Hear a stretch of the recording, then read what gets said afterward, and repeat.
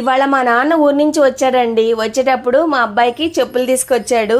మా ఊర్లో చాలా మంది ఈ మాట అంటారు, ఇక్కడ కూడా, మీ ముగ్గురు ఒకేలా ఉన్నారు అని చెప్పి. నాన్న, మా అబ్బాయి, నేను, మేము ముగ్గురు అట ఒకే పోలికలో ఉన్నామని చాలా మంది అంటారు. మరి మీరే చూసి చెప్పండి, నేను నాన్న పోలికో కాదో.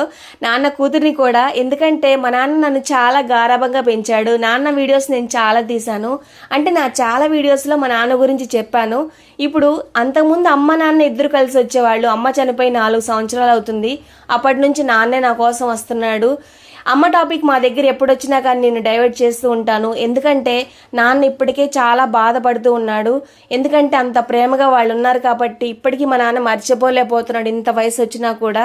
ఒకవేళ అమ్మ టాపిక్ వచ్చినా కూడా మేము సంతోషంగా ఉన్న రోజులే గుర్తు చేసుకుంటాం తప్ప, అయ్యో అమ్మ చనిపోయింది, అమ్మ లేదు నాన్న అని ఇలా బాధపడే మాటలు నేను అసలు మాట్లాడను.